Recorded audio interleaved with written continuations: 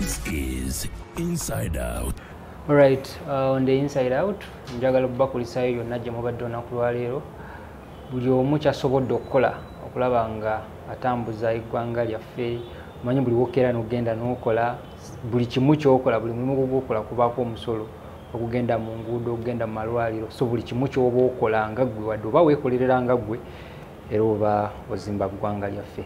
Mwebale kulaba channel yaffe eno, mwebale kusubscribinga na kugula data na kusigala nga muchekinga buli lunaku essaawa 11 tuba n'ekipya kye tubaleetera. Olwaleero ndi wa mukisa okubeera nga nkyazizza kamutwali nga the former spokesperson wa Jema, Mr. Abdul Kyamondo, ate kati ali aspirant ayagala kubeera president wa kibiina ekyo. Njagala atubuulire ebibiina ebirala, kantwali example nga FDC bwe balonda president waabwe baba Namboole, buli omu n'akimanya. Simanyi oba nze atabadde ta following a party ye okulaba nti nabo bakuba that babagenda Namboole oba nekivubo bawa ne tubalaba engeri bakolamu ekintu kyabwe. So kati alina okutunnyonnyola enteekateeka ziri zitya, beetegese batya kulaba nga tufuna president omupya w'ekibiina. Abalabi ba Inside Out njagala okubalamusaako mu linnya lya Mukama Katonda ow'ekitiibwa n'okusaasira abafunye obuzibu obw'enjawulo. Kusaba Mukama abeerenga abagumya, ate abafunye ebirungi nabo tubajagulizaako olw'obuwanguzi obwo obw'enjawulo. Ebimu ku bizibu poliisi wiiki eno yavuddeyo n'efulumya report n'egamba abaana abato abagenda ku masomero buli lunaku abaana 3 bafuna obubenje ku nguudo. Nolwekyo eyo no yandibadde national crisis, naye olw'okuba nti tetutwala bintu kubiwa nnyo makulu, ensonga lwaki abantu tebabyogerako, abantu bafudde kyesirikidde, naye abaana 3 buli lunaku kinene nnyo. Ate nga waliwo bataripotinga ku poliisi, olumu ne babakoona ne bafiira eyo, abamu ne bamenyeko amagulu. Kyendowooza nti ekyo kibi. Ekirala ssebo si kyali mwogezi wa Jema. President Jeno yakola reshuffle n'alonda abantu abalala. Tukitwale nti gibalonda ye munafu kwate twamutegeera.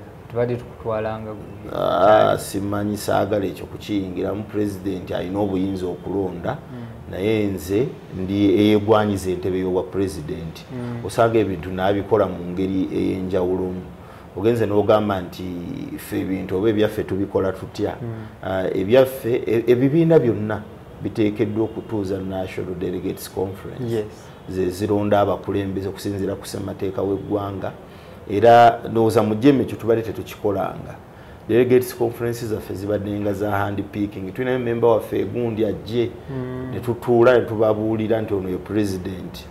Naye twatandika campaign ey'enjawulo ey'okuzza ekibiina mu bannyini kyo, ne tutandika okuzimba structures. Era chairman mu constitution yaffe yayita olukiiko olulonda abakulembeze olwa National Delegates Conference. Yali atulaze nti gwa 6 ogw'omwaka guno ogwaggwa tugenda okubeera National Delegates Conference. Naye along the way n'atandika okwekyusa, ndowooza baapimamu ne balaba nga amaanyi ga candidate gwe baagala oba ne president generaliko gayinza obutasobola kubasobozesa kuwangula kifo kye bandyagadde okubeera nga bakuuma. Kati olwaliro tetumanyi Delegates Conference yaddi, naye ng'amateeka bwe gatyo galina okuba. Era tunyigiriza gyategeeza bannajjeema tugenda kuteekawo embeera gye bujjako awo kulaba nga obukulembeze bw'obulondebwa, kuba twamala okulonda kwa structures ku district level. At least omuva ba delegate abajja mu National Delegates Conference abo twabamaliriza, naye ndowooza abakulu baalaba nga tebakiinaamu advantage. Katugezaako tuli awo. Tukitwale nti president wa kibiina naawe mulinamu obutategeeragana.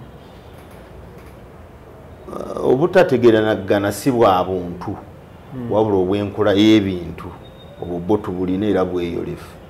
Abamawulire babumanyi buli out there. Enkola y'ebintu kontana naffe bwe tulowooza we byandikoledde. Nga ugambye nti mukola handpicking tasobola kufulumya kibiina kati nagamba kati you no longer member era tulina constitution y'ekibiina erambika member butya bwava butya mwava mu kibiina na biki ebimujjamu naye bijja member mu kibiina tekibiriimu butakkaanya na mukulembeze oba okumwesimbako.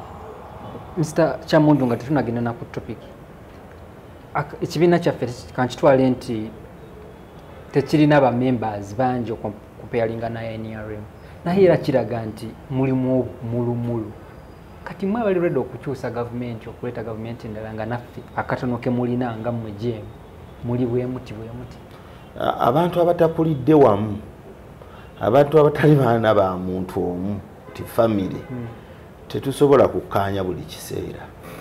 Emirundi mingi tuba tujja kufuna obutakkiriziganya ku nsonga nyingi. Olaba n'abalongo be bazaala olunaku olumu abakulira mu wumbo emu nabo bafuna obutakkaanya kati tusobola butafuna butakkaanya wabula ekikulu ti obutakkaanya obwo waliwo embeera eyogerezeganya okubumalawo ne tutufuna middle position. Ndowooza ekyo kyekikulu obutakkaanya bwo tebusobola butabeerawo bujja kubeerawo. Mu NRM obuwulira babeesigye baali b'NRM bamugisha muntu bagenda mu nsiko ne balwana ne President Museveni naye olwaleero tebakkaanya naye enkola ya bintu bye. So abantu tusobola obutakkaanya emirundi mingi. Obutakkaanya si kintu kibi kiri awo. Mbadde mmanyi ne percentage ematalinga wakati nze ng'omunnayuganda mbatunulamu ne ntuna ne side eri olowooza nsobola okulondawo side yo mu Jema. Kisinziira ku biki byokkiririzaamu. Jema si kibiina kya excitement nti abo overi nti onoonya byakuwagira. Kitwale nga tiimu z'omupiira tulina tiimu ezisamba Premier League 20 naye osanga nga Man U, Arsenal, Liverpool zezisinga abawagizi. Naye tekijjaawo nti abawagizi ba Coventry City abawagizi ba Swansea oba Chelsea oba Man City nabo balina bye bakkiririzaamu lwaki bawagira ki lwaki tebawagira zino ze wandirowoozeza nti ze zandiwagiddwa. So n'olwekyo ebigendererwa byaffe byawukana nnyo n'ebigenderera byabo bolowooza nti bangi. Okay, Mr. Kyamundu, which eno ngetandika President Museveni yavayo n'agamba aba opposition ngenda kuyingiza muno okuba era nawe oli mu opposition. President Museveni yavayo n'agamba Bobi Wine yamubba obululu 1 million plus era alina na evidence. Okusinzirira ku kalulu ngeri wakalabamu nga katambula. How do you rate President Museveni's statement? No, kakati President Museveni ayongera kukakasa nti mu Uganda babba obululu mulimu obubbi bw'obululu. Oba ani abbye oba ani atabbye. Kyayongera okukakasa kuba NUP be basooka okugenda mu kooti nga balumiriza mwami Museveni nti yababbye obululu era balina n'obujulizi. Mwami Museveni bw'avaayo olwaliro kyendowooza naye osanga yandigenze mu kooti naye talina kyemutwala lwakuba ye yakola ki yawangula. Naye bano abataawangula nga ababbye kuba nabo bagamba yababba. Y'ensonga lwaki bagenda mu kooti kufuna obutali bumativu. Mwami Museveni bw'avaayo n'atugamba nti naye baamubba kitegeeza ndi mu Uganda mulimu obubbi bw'obululu. Oba ani abbye oba ani abbye. So n'olwekyo nze kyendowooza ekyo kitutwala ku kintu kimu kyakufuna sober discussion ku bululu bukubwa butya mu Uganda. Naye nga Mwami Museveni kyeyayogedde singa wamulaba naye yali tabikkiririzaamu bye yayogera kuba yabyogera mu mbeera yakusaaga nga n'okusekaaseka tibamubba miliyoni y'obuki. Ayinza obba nga yayogedde ng'aseka niwe mwanzibira nasigala n'empangula. Anti kaakati bwe kibanga kuba naye bamulumiriza kyekimu ate si be basoose. Oweekitiibwa Ssemwogerere yamulumiriza okubba obululu. Dr. Besigye ajja amulumiriza okubba obululu. Kyagulanyi amulumiriza okubba obululu. Ate naye yagambako era ne Besigye yagamba ndowooza ba DP bamubbako obululu. Kugamba kitegeeza nti mu Uganda obubbi bw'obululu be baana baliwo. Mr. Chamundu kyagala tugamba nti kati asinga okuba yayitawo kisoboka okuba olwaleero kuba tetufunangako soba discussion kumanya naye okububba babubba batya babubbirawo ababubba era lwaki babubba ne musigala nga lwaki babubba ekyamazima nze ntudde n'abopposition bannange bangi mu aftermath ze elections naye ogenda okulaba nti DRFOM zatulemye okuŋŋaanya nti bino ebintu bingi ebibeerawo okutulugunya abantu kubamalako eddembe ly'obuntu abantu babatiisatiisa waliwo ebitundu gye batalonda ng'ogenda okutuukayo nga bamanya ani ow'olugezigezi wano agenda okudemobilizinga abantu nti gundi nga bakutiikinga ogenda okutuuka ku polling station nti ozze kulonda nga bagamba gwe tukulaba mu register walonze tujja kukwatira vane wano otambula ogende waliwo ebitundu nga ebyo weba tebakola ki bwe babikola kwegamba okulonda kwa Uganda richo olwokuba tufugibwa bannakyemalira bayirawe baagala nnyo ebyokulonda tosobola kubajja byakulonda kuba bannakyemalira baba buli kimu bakizibikira judiciary baba bagiwamba palamenti baba bagiwamba kakati ekintu kyokka ng'ate be bakiinako access kubasobola okumatiriza ensi nti bosi bannakyemalira kubeera kulonda kyova olaba Kagame e Rwanda ateekawo okulonda wakiri n'afuna 99.9 naye nga ataddewo ki okulonda Bashir e South Sudan yateekangawo okulonda ne omwaka gwe bamuggyako yateeka okulonda n'afuna ebitundu 83.5 ku 100 so bannakyemalira okutegeka okulonda kintu kyabwe nnyo bakyeyagalira ono Mwami Museveni ategeka okulonda natta abantu mu bululu ebyo tabifaako n'abakuba kibooko n'amala ne yeerangirira era bw'olaba nga bamubuuza in fact waliwo munnamawulire yamubuuza oba yali wa Al Jazeera n'amugamba oli nakyemalira n'agamba ndi nakyemalira mulungi nakyemalira ategeka akalulu buli myaka 5 bannayuganda ne bannonda kati bannakyemalira batuuka mu mbeera nga kye basigaddewo okulaga abantu nti bakyali baddaalingi baagalwa bululu beete ne beewaana nti abantu bakyatukkiririzaamu kindeeta ku kino kuva mu 2021 opposition egamba President Museveni abba obululu kuva mu 96 kale kati twali mu 96 96 yaleeta ekiveera musigala mukeetaba mumanyi agenda kakati olutalo lwa democratization si lutalo lwokeera mu nnaku 3 n'ogamba nti luwedde democracy okumutuukako ebeera process South Africa yafugwanga bakabbulu abakabbulu ndowooza oba tubayite batya bakyeruppe be baafuganga South Africa naye nga bamalawo civic space ne democratic space nga batulugunya abantu babayisanga bwe baagala babatwalako amataka nga bayisibwa mu mbeera ey'enjawulo okuva ndowooza South Africa ANC ekibiina ekyasooka mu South Africa bakitondawo mu 1912 naye South Africa okubeera free abantu batandika okulonda abakulembeze be bakkiririzaamu kyabeerawo mu 1994 gwe bali ebbanga eryo lyonna kakati wano Uganda Mwami Museveni yagenda mu nsiko mu 86 tugenda mu myaka 4 ng'akyakola ki akyafuga wannakyemalira agenda abwentrenkinga naye kyenyinza okukugamba nti kyetuyinza okukola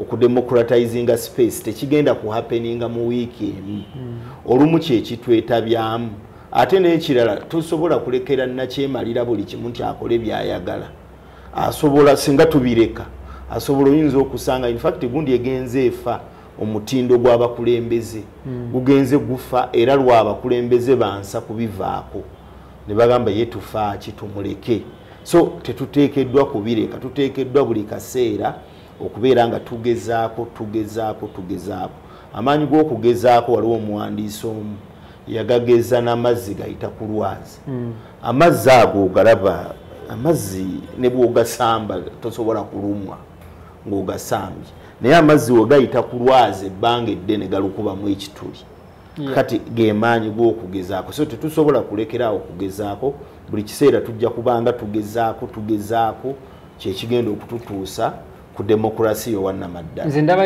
ndaba ng'ekijjanga strategy nti ffenna bwe twekwata GMA, FDCD, PUPC nerugamba okay tugenda kwetaba mu kalulu ffenna tusazeewo tetugenda leeta candidate tetugenda kulonda okutuusa ng'oba bazizaawo ekikomo ku bisanja egirimiti ne tutereeza constitution nti newaba alemeddeko nti era akalulu akawangudde muba mulina kiri nti kati kasita clockinga zino emyaka oba kasa ebisanja byewe biti biggwayo agenda abantu andi kakati ebisanja onabyogerera wange ozize amateeka bagakolera mu parliament onagenda otya mu parliament oleete ebiteeso ebyo ebyokuteeka ekkomo ku myaka gy'omukulembeze singa ozira oyina okubeera nga wenyigiramu ate era embeera y'okuzira bw'ozira nga nakyemalira yeeteerawo abantu ngateekawo abamuvuganya wano twalinako referendum mu 2004 ey'okugamba tuve mu NRM ekibiina ekimu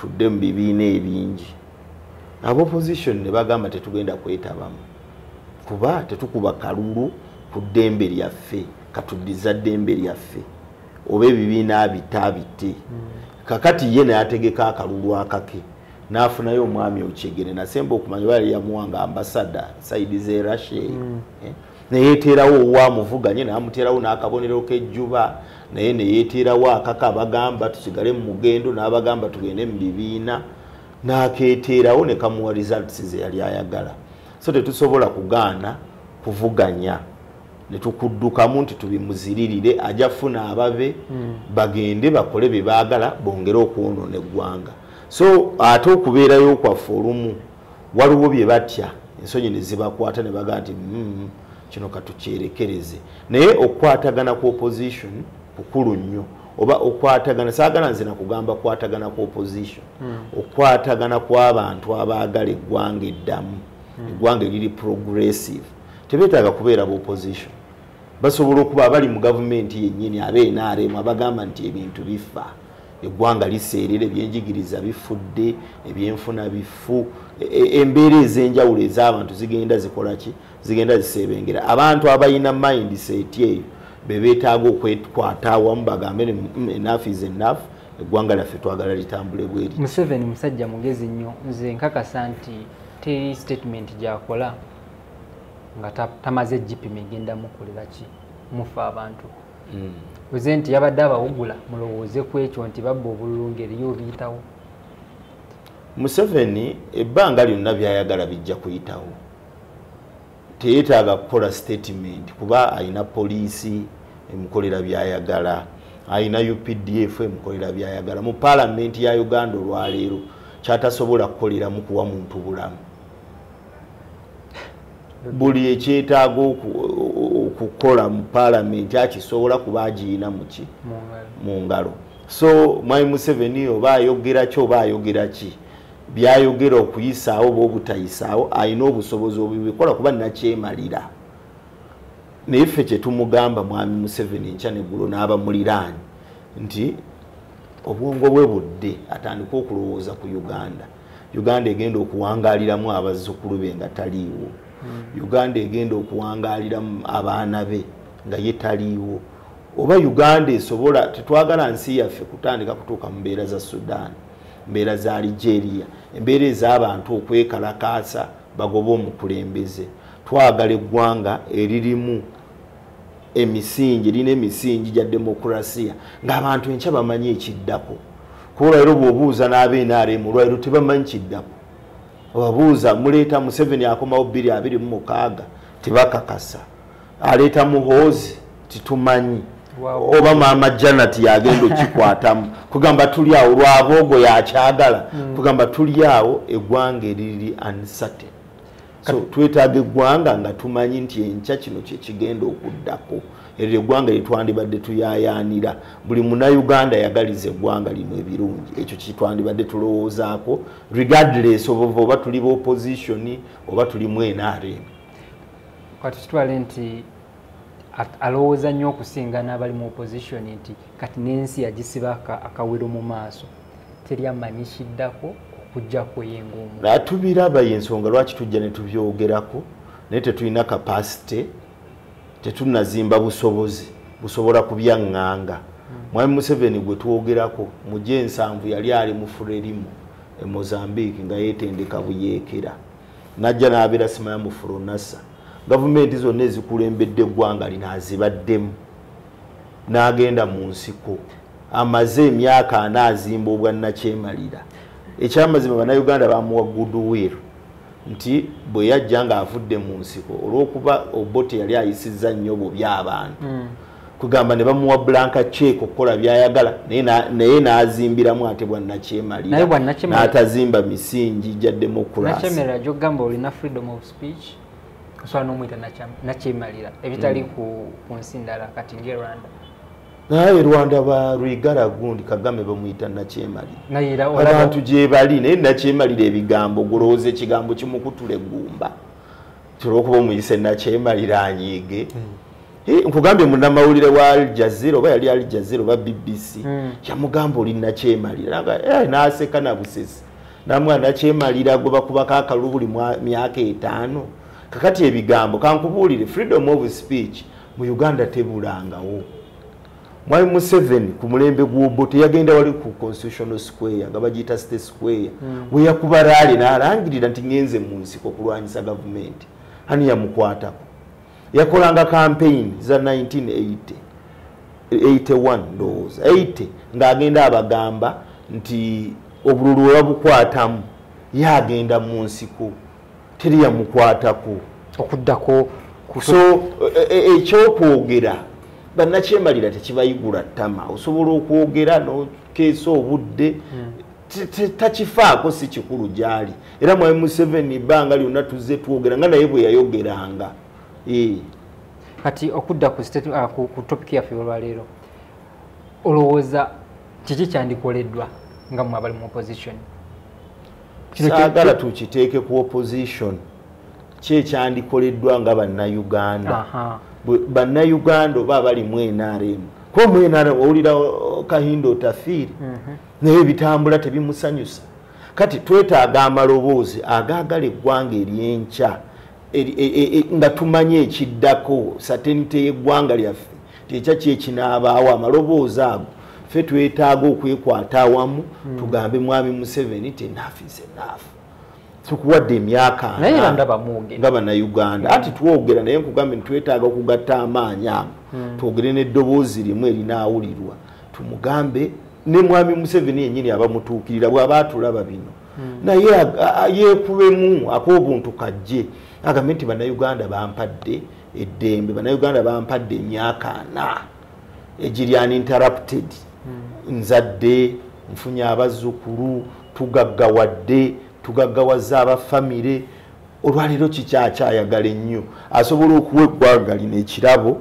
naga nti bannange tutuule tuzimbe eggwanga erina satenite eggwanga lyetumanyi ki ekiddako kino Moi yakikola e Kenya Moi e Kenya yatuuka n'ayita abaali bamuvuganya n'ayita bannaddiini n'ayita aba civil society n'abagamba ninjagala kuleka ggwanga lino I want to free the country mwerondera abakulembeze be mwagala nga mukubya akalulu mazima n'obwenkanya mwekolera ebintu nga bwe mubyagala era Kenya olwaleero y'ensonga eringa bweri so ne Mwami Museveni ekyakisobola kirabika kyekirabo kyagala President Museveni akolera eggwanga naye njagala mu myaka 4 ompeyo points 3 nti zino zibadde achievements za Museveni 3 no President Museveni ekyamazima tasobola kubanga talina byakoze one ekisooka eggwanga lyali lifudde nnyo ku bakulembeze abaayita no institutional wise nga tewali institution ez'okuzimbirako democracy mu Uganda olwaleero tuzirina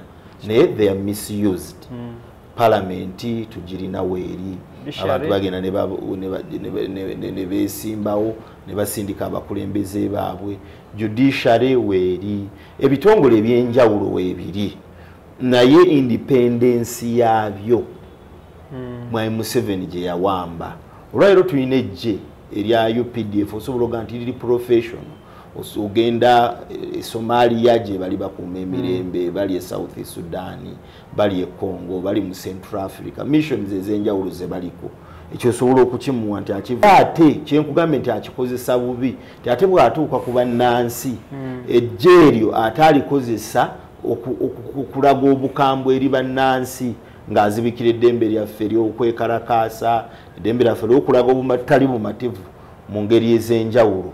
Mwami Museveni alina byakozeewo naye tulowooza ebitongole nga IGG simanya n'okubaawo ne ssemateeka ali stability y'emyaka 4 gano okuba nti tetulina nnyo butabanguko mu ggwanga ekyo tusobola okukimuwa nti achievement naye tugamba nti twetaaga ekisukkako twetaaga bannayuganda okwesalirawo omukulembeze twetaaga abakulembeze bajje batunnyonnyole enkola zaabwe tulondeko asinga so si mukulembeze kutuguzayo ebyayagala ng'abituteekako na kifuba nakiraga nti era niwe tugenda mu kalulu kiraga nti takozesa nnyo mundu era mulonda takozesa nnyo mundu kalulu kyakaali katakubiddwa manyi obululu bwa Museveni tewali kalulu wano mu Uganda abantu mwe batafudde naye mu bibeera mu urban centers deep in villages je mukavalinga wano we mukavalinga mu state centers abamawulire we muli naye mu Uganda yonna bwe tuwamanye egundi Ekasese ebyagwayo ew'omusinga tuwamanya byagwayo abantu ne babatta ekyeyonoonere mu bululu omukulu yondooza ye Rukutana yali deputy attorney general Rukutana mu kalulu ke mwafiiramu abantu ne baleeta emmundu sekikubo ne Saamu Kuteesa obululu bwabwe ebirisemba bule mu byalo bwalimu okuba abantu amasasi kusamba amabaafu abantu bangi abafiiridde mu bululu eno etororo kyogezako gamba bannayuganda balonda batidde kamyufu KNRM mwalimu okuttingana na biki no bannayuganda bagendayo ne balonda olwa struggle gye tuliko naye wakyate bakomenkeza bakawadde oli oba bakukyusa ekyo twatandikidde ng'okutugamba ne mwami Museveni yagambye baamubba ne be yalumiriza okumubba be baasooka okugamba ni mubbi mu Uganda obululu babba bubbe ate era oyagala kunzizeeyo omuganda wange obululu bwakubbiŋŋana mu Uganda ekyo twakkaanyiza nti tewali gwe bawa bwe tukakasa nti bamuwa kuba yagamba baamubba n'obujulizi abulina naffe tugamba mubbi waabwo azaabubba okuva mu 1996 nga tumaliriza tusigale nga twebbingana kuba mbadde nkugambyeko nti waki tetugamba nti nedda tuziza kalulu tukunogamba tetusobola tusigale nga kyenkugambye nti amaanyi g'okugezaako consistency okusigala nga twogerezeganya olwaleero waliwo abantu abagenda okuzuukuka obuzuukusi bwe twogera nabo ne tubalaga ekizibu eggwanga bye kirimu waliwo abagenda okuzuukuka beegatte ku kyokubanja nti tubeere n'eggwanga erimanyi ekiddako tubeere n'obululu bw'amazima n'obwenkanya kugamba tulina okufuba buli lunaku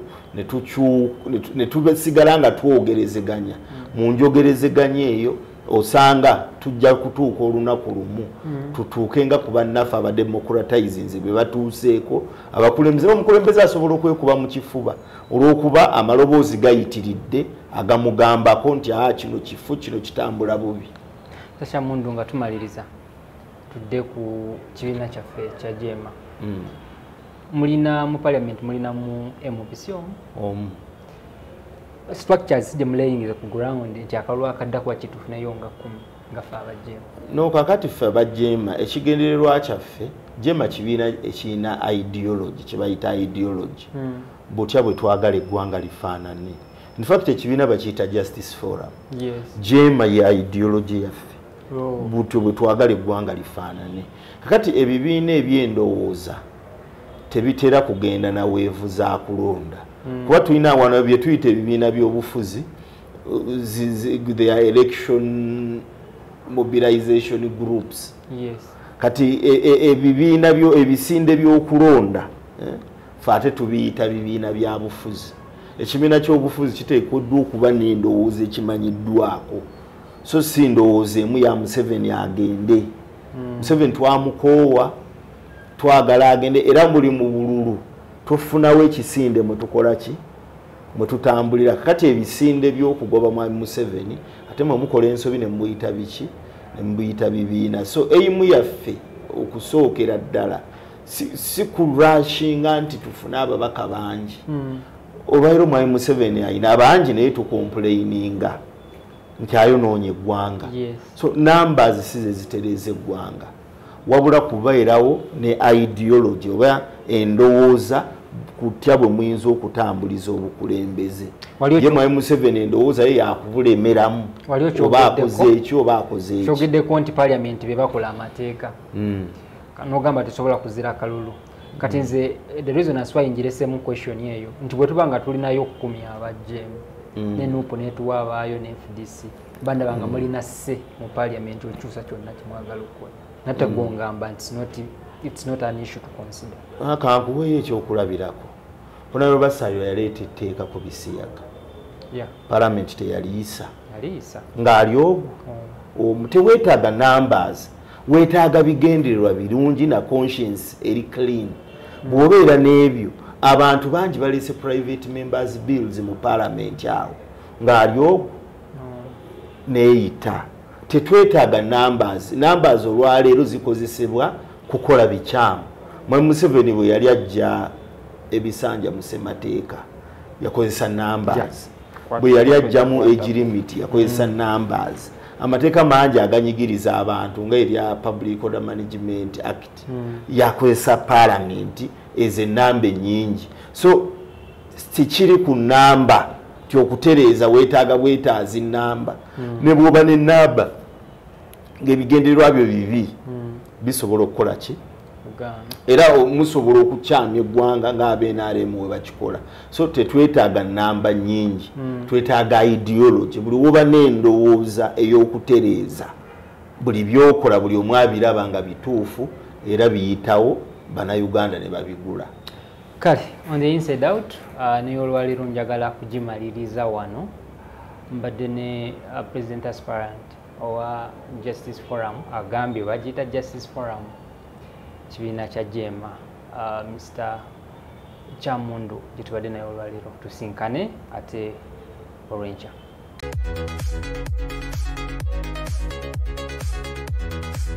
This is Inside Out.